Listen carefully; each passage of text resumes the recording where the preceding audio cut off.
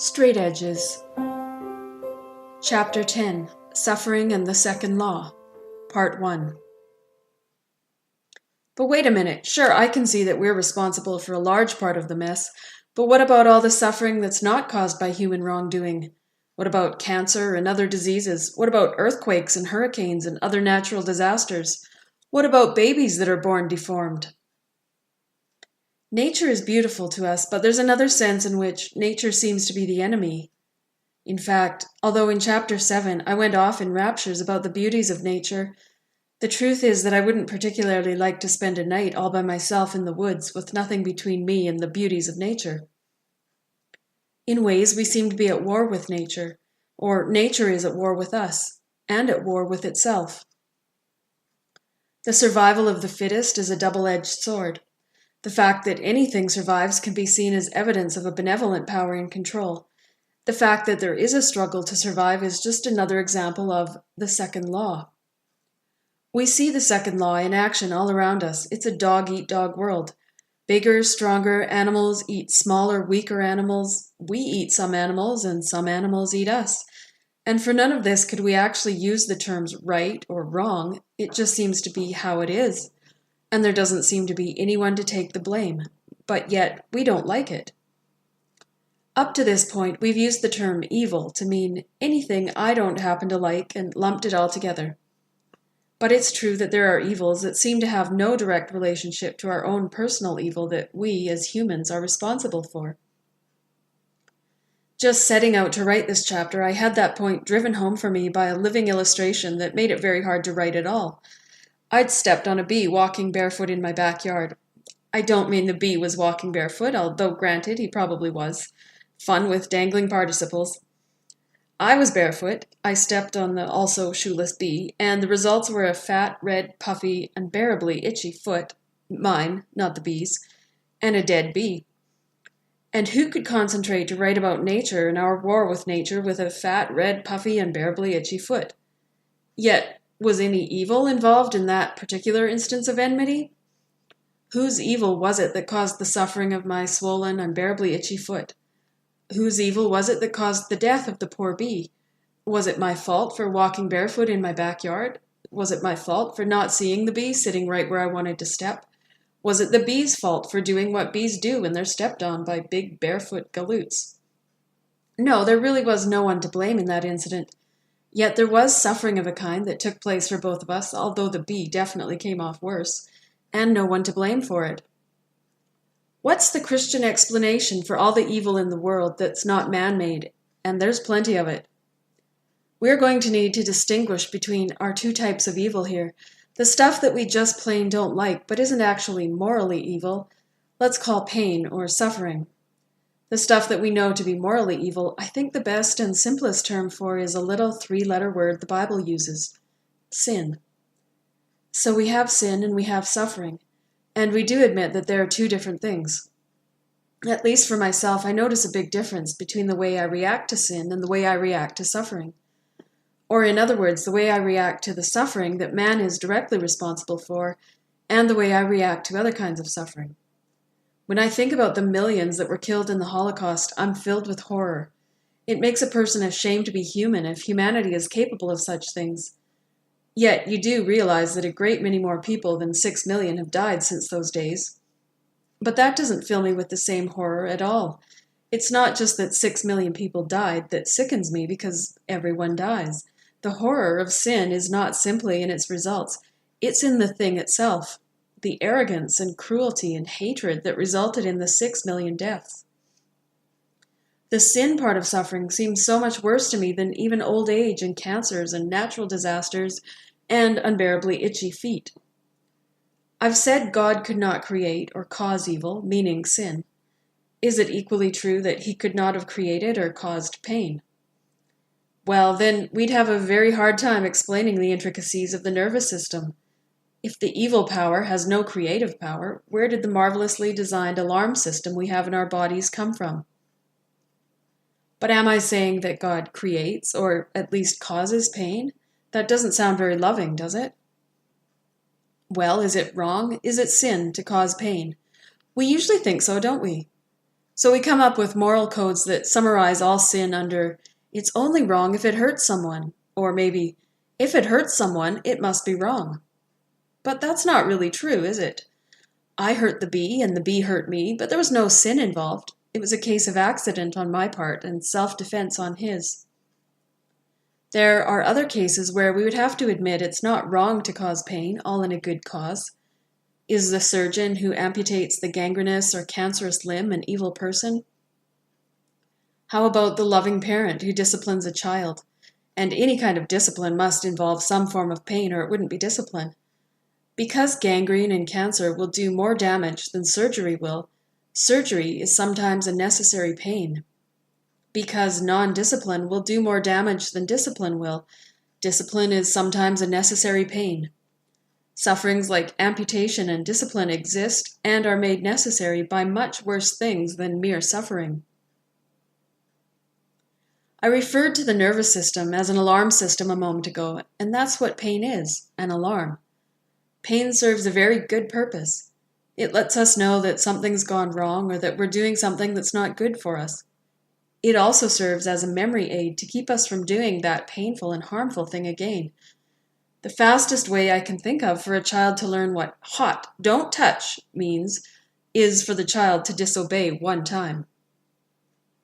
Because of the necessity for death in our world, more on that subject a little later, pain keeps us alive, really. All the dangers out there trying to kill us prematurely are painful in some way. Think of pain like a fire alarm. True, it's not very pleasant to be awakened out of a dead sleep by what sounds like the cry of a gigantic, demented bird of prey, but it's probably more pleasant than burning to death in your bed. When you think of it like that, because of the existence of much worse things, pain may be a comparatively good thing.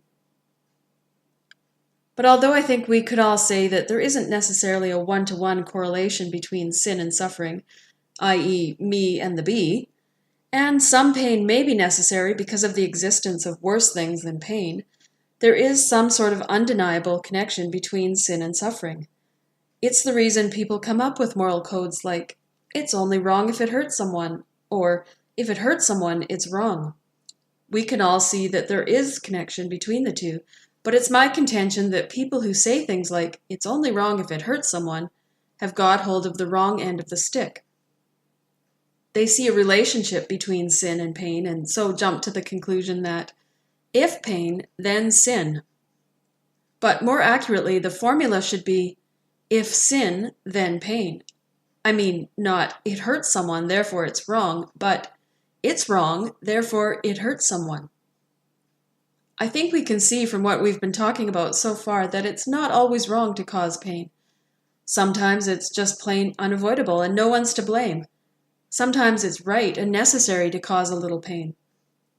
But I would also say that while suffering may not be directly the result of sin, sin will always result in suffering, and that's the stick of which a lot of people have got hold of the wrong end. If you're having a hard time seeing what I'm saying about how sin and suffering are connected, but yet at the same time distinguishable, let's take hitting someone over the head with a 2x4, for instance. It's wrong, isn't it, to hit someone over the head with a 2x4? Not at all. It's wrong to intend to hit someone over the head with a 2x4. To have the act without the intention is not wrong, it's simply accident. And to have the intention without the act is wrong, even if the action is never carried out. Even our law admits that the wrongdoing is in the intention to do wrong. Attempted murder or conspiracy to commit murder is punishable by law, even if it never works out that the murderer gets around to becoming a murderer. Even the law acknowledges that there's more to murder than its end result. And if all you had was the result, but none of the intention, then you would have nothing more than accidental death, which may be very unfortunate, but can't really be called wrong. Sin comes first. Suffering is secondary. So there's more to sin than just its result, which is suffering, but the result of sin is always suffering, though suffering may have causes other than a direct link to a specific sin. But you may not agree with that whole statement. Does sin always result in suffering? After all, if I only intend to hit you over the head, but something prevents it, and you never end up getting hit over the head, no one got hurt, right? If a potential murderer only intends to murder and never gets around to it, then no one gets hurt, do they? But yet if the sin was in the intent, then the sin was already committed, though no suffering resulted. Oh, really? I don't believe it. I don't believe that no suffering resulted.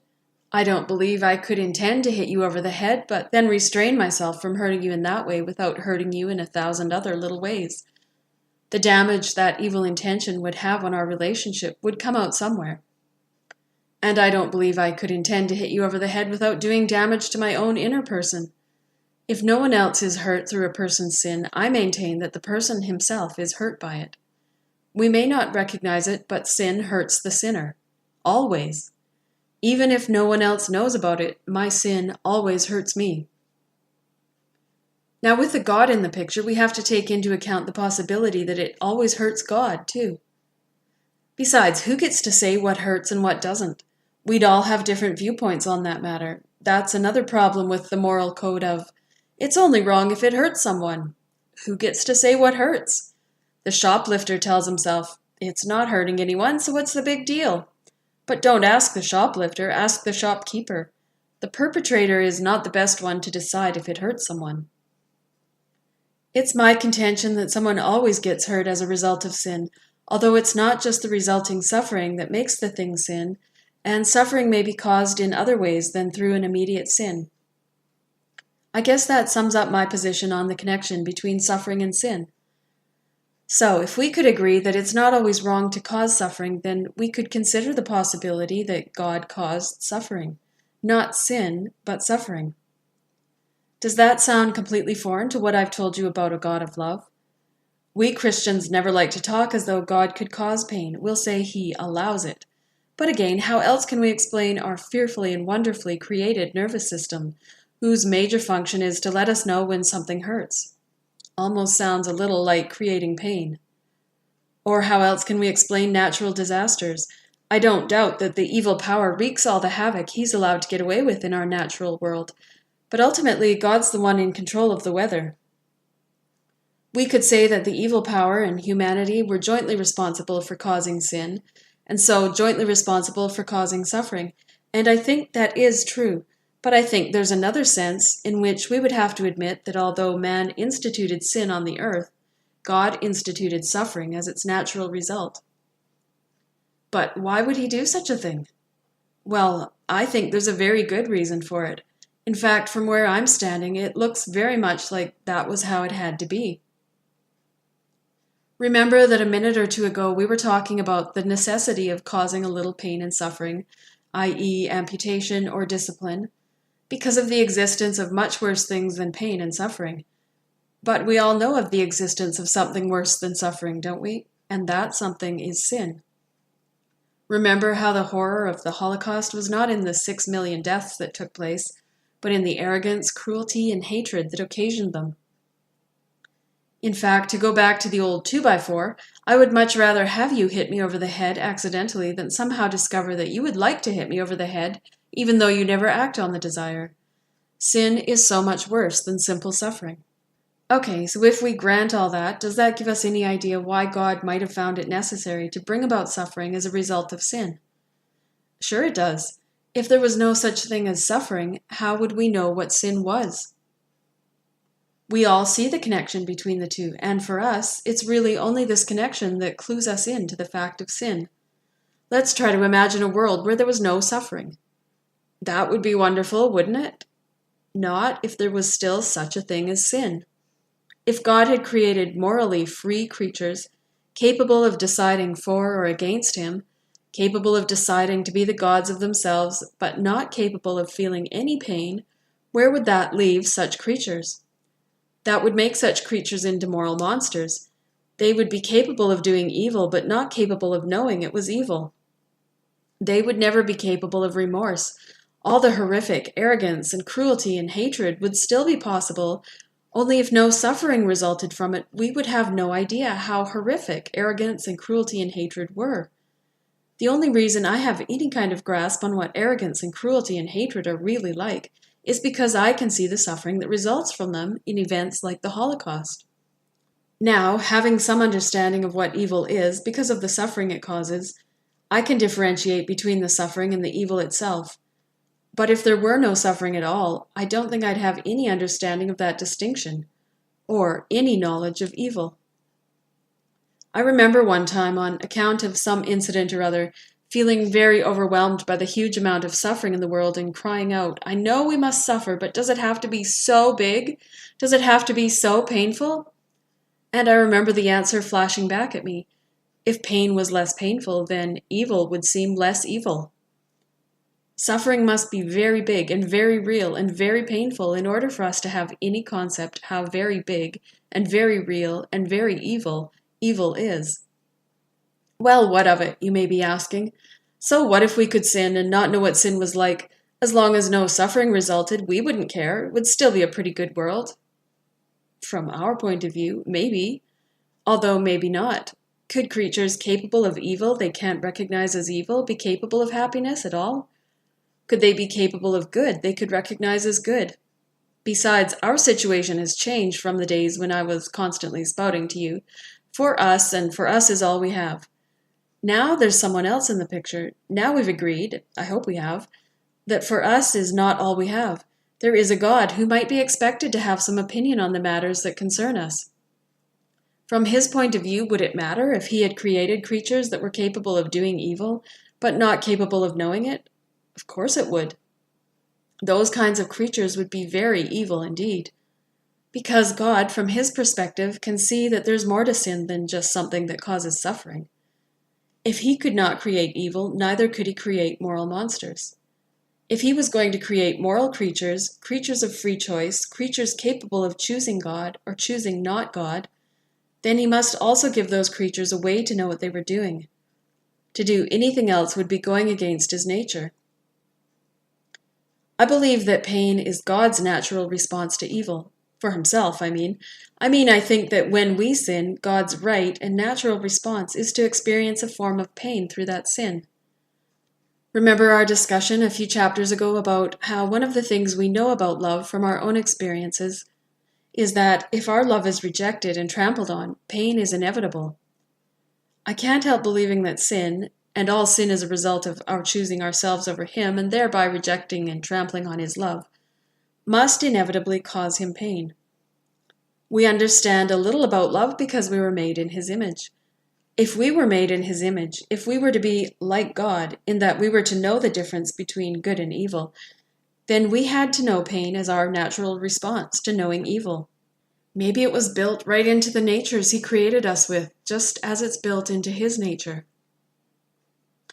Could we call a surgeon good and loving if he could have amputated the gangrenous limb and saved a life, but didn't bother because he didn't want to cause the patient any pain? Could we call parents good and loving if they let their child defy them and always have its own way and do nothing about it because they don't want to cause their child any pain? Could we call a God good and loving if he created creatures who could do evil but could never know what evil was? I think from his point of view, he would say that was not good and loving at all. The good and loving thing was to give those creatures an alarm system, to let them know when something had gone wrong, to let them experience pain, to keep them from the kind of behavior that would ultimately destroy them, to let them feel the heat from the thing that would burn them. Pain keeps us alive in a physical sense, but I think also in a spiritual sense, suffering is the only chance we've got to keep us from ultimate destruction.